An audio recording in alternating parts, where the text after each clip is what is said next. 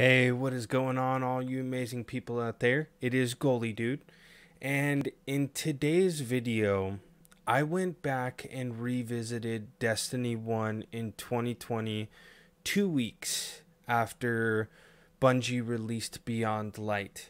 And with this whole video, one of the things that I want to clarify is, as a gamer, I get asked a lot by people that play Destiny 2 on the PC and just friends of mine that have never played a Destiny game before. I get asked a lot, do I think that Destiny 1 was the prime time of the Destiny franchise? That is something that we are going to evaluate in today's video.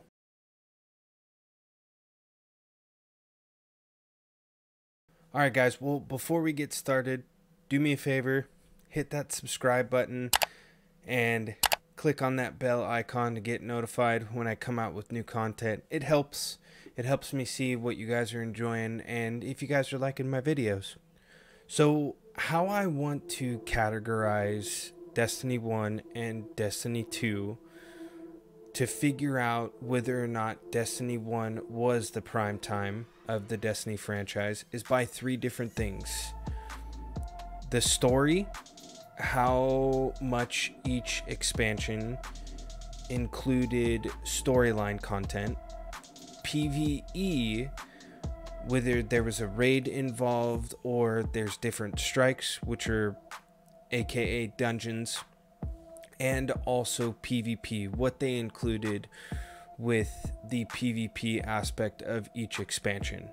So the first expansion that we got with Destiny 1 was the Dark Below. The Dark Below was a pretty solid expansion in my opinion for Destiny 1 regarding storyline content, PvE, and PvP. So for the storyline content for the Dark Below, we got 4 quests. We got the Fist of Crota, we got the Siege of the Warmind, we got the Awakening, and the Ritual of Sacrifice.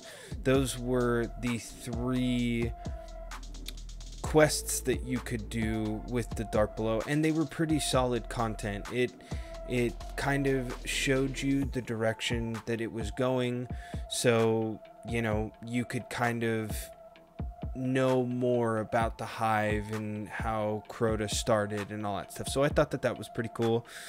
As well as the PvE side, we got 2 new strikes that they gave to us. One of them was called the Will of Crota, and the other one was the Undying Mind. So two strikes.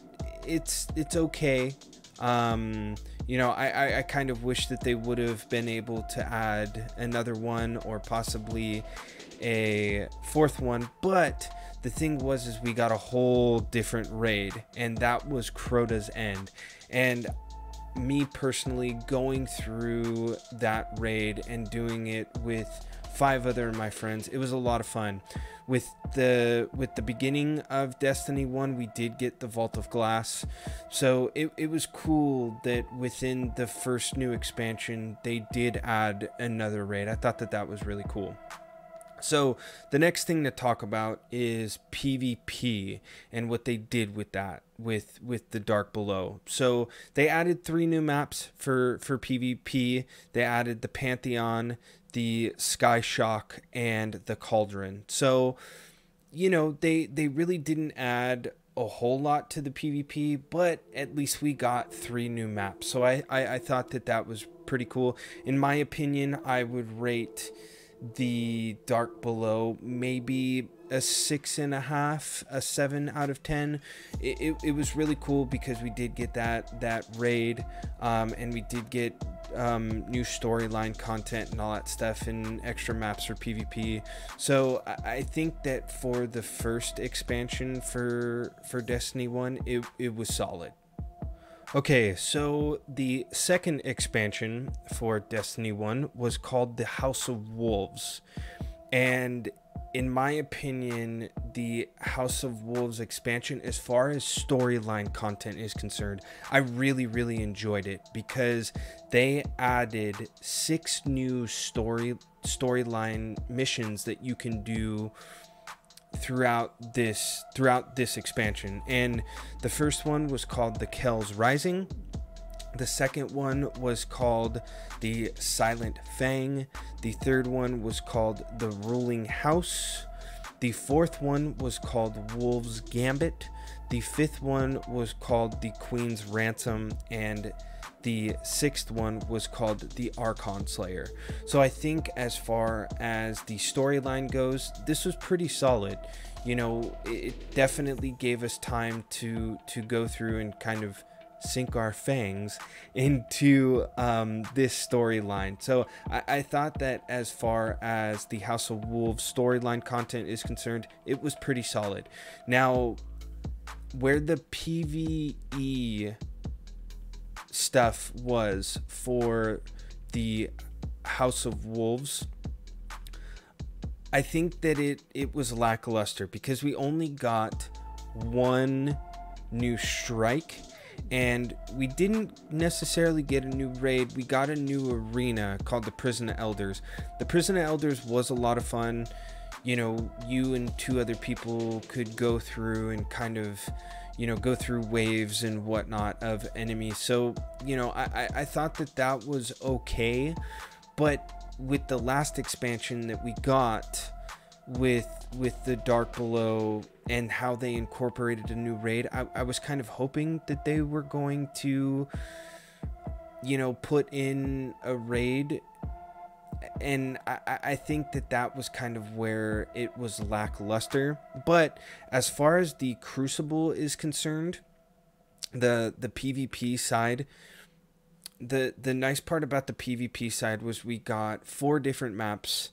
And we also got a competitive PvP aspect.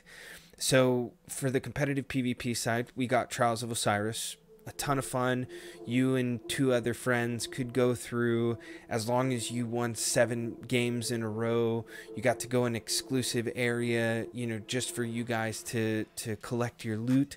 And for just the PvP aspect, they gave us 4 new maps. They gave us the Black Shield, the Timeskeeper, the Thieves' Den, and the Widow's Court. So with this expansion, I thought that it was pretty fun. I was kind of hoping a little bit more on the PvE aspect, but the PvP aspect was a lot of fun, and the storyline content was a lot of fun too. So if I did have to rate this, I would probably give it a 7 to a 7.5 out of 10, just because I wish that they would have given us more stuff for the PvE aspect. Okay, so the next expansion that came into Destiny 1, arguably one of my personal favorites, was the Taken King. Now, this expansion was enormous. It gave us a whole new area on our map that we could explore. And on top of that, a lot of storyline content that we could really check out. And I thought that that was incredible. It was a ton of fun going through and learning about Oryx and how Oryx was Crota's father and all that stuff. I thought that that was really, really cool as far as the storyline content is concerned. Now, as far as the PvE aspect is concerned, we got a bunch of new strikes that they incorporated. And on top of that, we did get another raid. And the new raid was a ton of fun. I think it was called the King's Fall. Let me just double check. Yeah, it was called the King's Fall. So that was a ton of fun. It was a blast to go through, and even the way that they incorporated it with, you know, having Oryx's daughters in there and all that stuff. I think that that was a lot of fun. It was very, very cool. And as far as the PvP aspect is concerned, they did add new maps. So I thought that that was really cool. Another thing that they added too was different subclasses for each class. For the Titan, the Hunter, and the Warlock. For the Titan, they got the Solar subclass, which was really cool. You got to go around and throw, you know, hammers that were on fire. It was really, really cool. And then for the Hunter, they got the Void subclass, which, you know, as far as a support class is concerned, it was really, really cool. You know, you got to use the bow, it would link people up, and as far as damage is concerned, it added more damage to it. So I thought that that was really, really cool. And as far as the Warlock is concerned, the Warlock got the new Arc class, which was the Emperor Palpatine electricity. So, you know, the Taken King, in my opinion, is probably one of the best expansions that Bungie themselves have come out with. The amount of content that we got through this expansion was enormous. And so my hats off to you guys for the Taken King, because the Taken King was just an incredible experience, and it was a ton of fun. Okay, so the last expansion for Destiny 1 was the Rise of Iron expansion, and to be honest, I had a lot of fun with the Rise of Iron expansion. I know that there were a lot of people that kind of wished that it would have been a little bit better, but I think as far as storyline content, it was great. You know, we got a better understanding of who the Iron Wolves were and why they were so important, and you know what Iron Banner kind of even really means in PvP. So I think that it was great. You know, the storyline content that we got, the story in its entirety was really, really cool. I think that they did kind of nail it on that Taken King aspect. The PvE was also pretty good too. They did add another raid, which was called Wrath of the Machine. They also kind of did revamp like a new enemy that you could fight. So I do think that it was a lot better, in my opinion, to what other people were making it out to be. So, you know, and as far as the PvP aspect, they did add new maps. So, you know, the content was definitely there. The one thing where I thought people may have complained a little bit is that with the Taken King, we did get a whole new area. We got the Dreadnought, and, you know, aesthetically, the Dreadnought was beautiful. But with Rise of Iron, what they did was they kind of just added to an additional part on the map. So I think that was kind of where people felt that they had been robbed a little bit. But in my opinion, it was a lot of fun. The story was great. And, you know, I didn't say this in the Taken King part, but the Taken King, in my opinion, was definitely a 10 out of 10. With the Rise of Iron, I would give it probably a 9 out of 10, just because I wished that they would have added a whole new area as far as where you can explore within the map. Because it was just kind of like an extension of Earth, I kind of felt that was where maybe they should have added another area.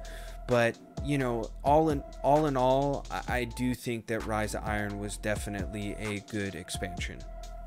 Okay, so now I want to talk a little bit about Destiny 2 and the stuff that they have incorporated within the game. When Destiny 2 launched, the campaign was incredible. It was night and day of its predecessor, Destiny 1, with the original game. It was night and day. The storyline content was amazing. The PvP was amazing. The PvE was amazing. So a lot of the stuff that we got with this game was incredible, and the raid itself was amazing. So I think going forward, I want to say that these next two expansions that came out with Destiny 1 or Destiny 2 were huge flops. The Curse of Osiris and the Warmind got a lot of backlash with the Destiny community, and rightfully so. They were kind of lackluster. Curse of Osiris was very, very lackluster. Warmind was a little bit better, but these two expansions had definitely tanked. And I agree with the gamers on the fact that we should have gotten something better in comparison to what was just dropped with the game. When you took a game where it did really, really, really good in the beginning, and then you add these two lackluster DLCs, it put a big sour taste in a lot of people's mouths, because, you know, we probably should have had Mercury and we probably should have had Mars when the game dropped. So they were kind of using backwards filler that, you know, either should have already been in the game or they should have just not used it. Okay, so now the next expansion for Destiny 2 was huge. I would probably say that it was almost double the amount of content from the Taken King, and that was Forsaken. There's a lot of content that we got in the Forsaken DLC.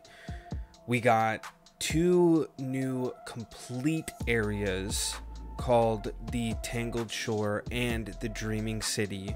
We also got a new mode called Gambit that infused the PvE and the PvP aspect of the game, which is incredible. So starting from the top,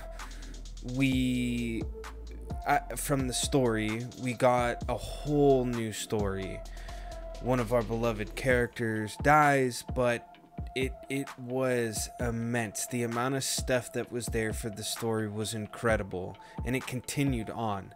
As far as the PvE side, we got a brand new raid called The Last Wish, and we also got some new strikes as well. The one thing that I wasn't really a fan of was the fact that when you go through the storyline content, some of those missions become strikes or dungeons. Wasn't really a fan of that, but I could also I could see them. I'll allow it, because the thing is the stuff that was incorporated with this game was immense. They also added a whole new weapon. They brought in bows. So, you know, as far as the story and the PvE aspect of the game is concerned, it was incredible. As far as the PvP aspect was concerned, they did take out Trials of Osiris, and I understand why. It was one of those things where Trials was having a lot of issues, and they wanted to fix Trials, and so they weren't going to bring it in with Forsaken. And so, or they weren't going to revamp it with Forsaken. And I have to give Bungie props for that, because one of the famous quotes that me as a gamer, what I live by is, if you have a game and you feel like it is gonna sell, it is gonna be a very good game, it's gonna be the next talk of the town, but you have to push it back or you have to take something out to revamp it. A delayed game is just going to be delayed. You might lose a few people, but it'll end up coming back.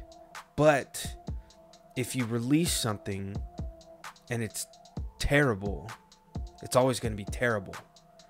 You know, the developers might be able to scrounge back at something to try to make it work, but that's where I gave Bungie, you know, major props, just because they wanted to rework it. They knew that it wasn't working. So I thought that was really cool. And one of the final things that I want to talk about with Forsaken was the fact that each character, each class that you can play as, with the Warlock, with Titan, and with the Hunter, each subclass got something new.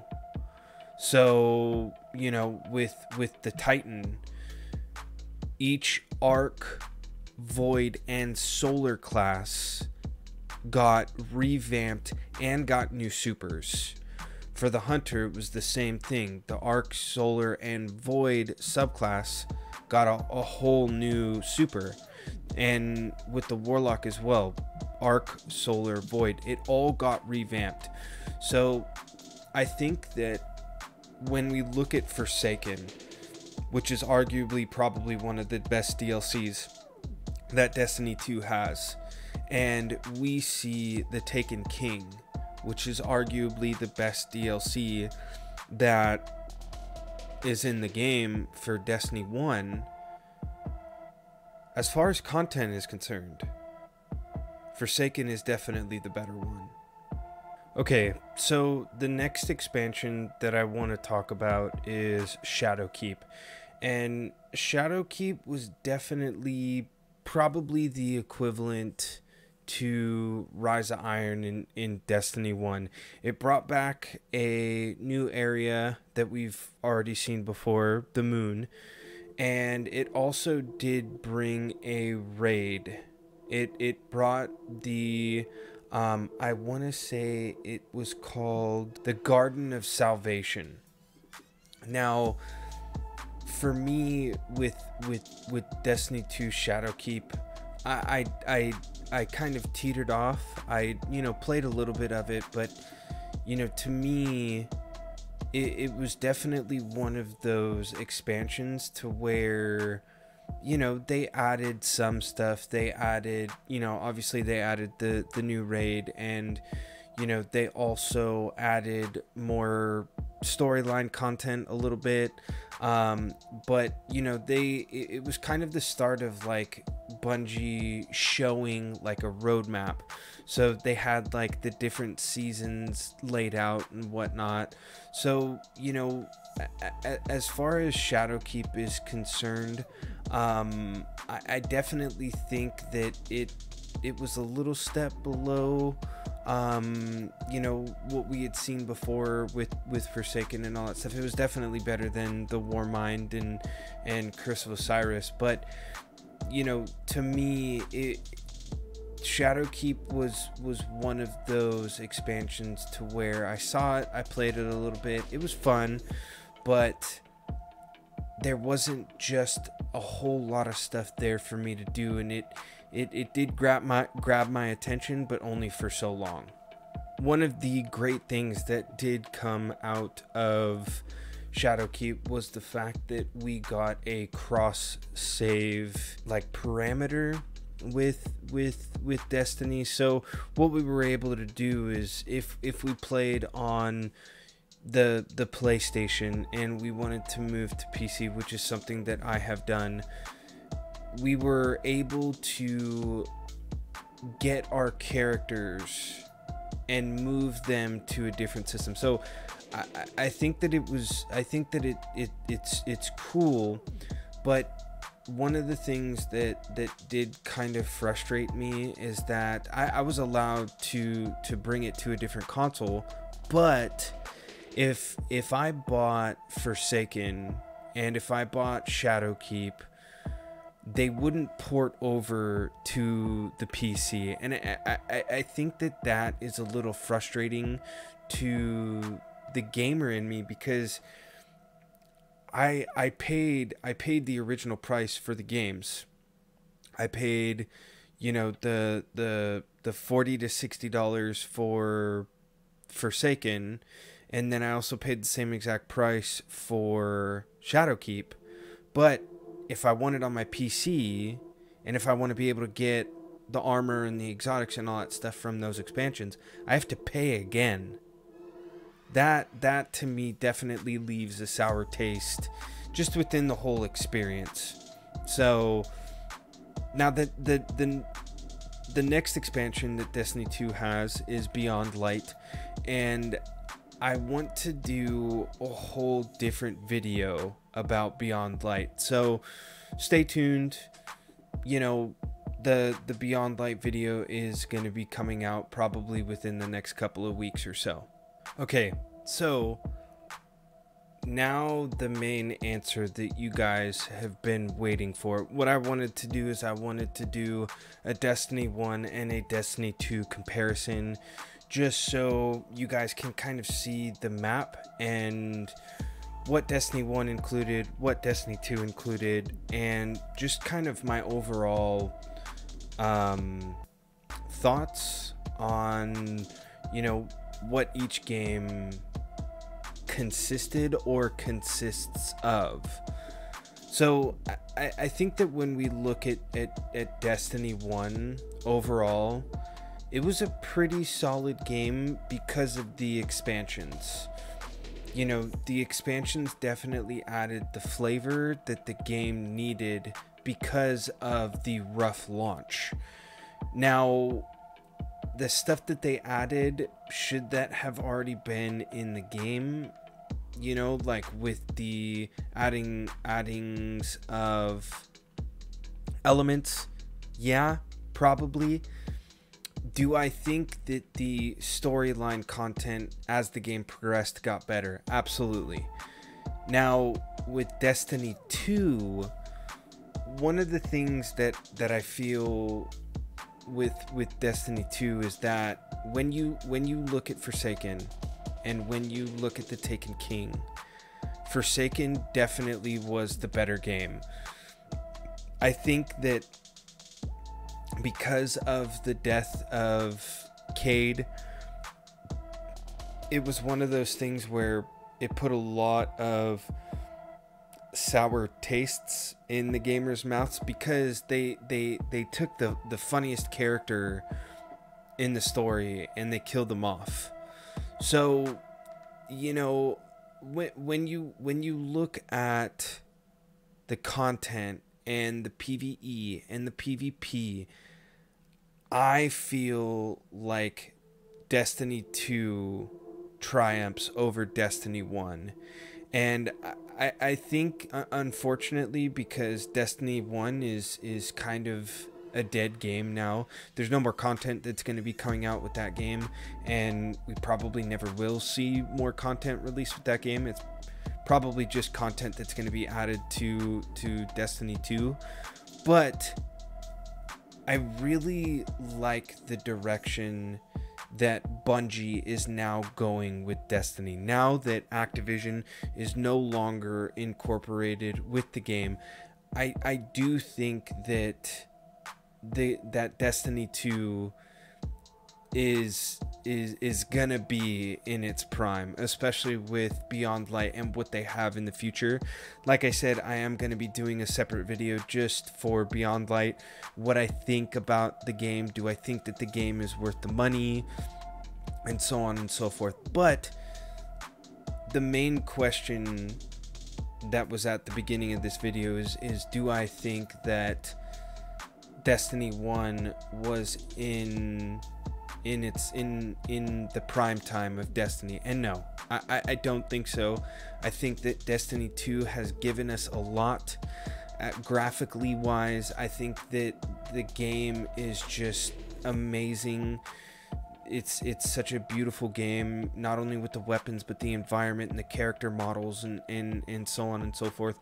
And I do think that with Bungie continuing to update the game, I do think that we are gonna be in the prime time of Destiny, with Destiny 2 and what we're gonna see in the future.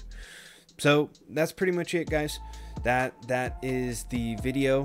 I hope that you guys liked it. Let me know what you guys think. Do you think that I'm completely wrong after seeing this video, and that Destiny 1 was the better of the two, and that the Taken King and Rise of Iron and all that stuff were the prime time of the Destiny franchise? Let me know what you guys think. Like I said, I do stream. I stream 2 times a week, typically on Tuesdays and Thursdays. So come by. I stream on Facebook. In my Facebook name is Goalie Dude, and I also stream on Twitch, and my Twitch name is Goalie Dude 99. So come by, say hi. If there's a game that you guys want to play, let me know, and I will gladly play it with you guys if you're looking for another person. Alrighty, guys. Until next time. Peace.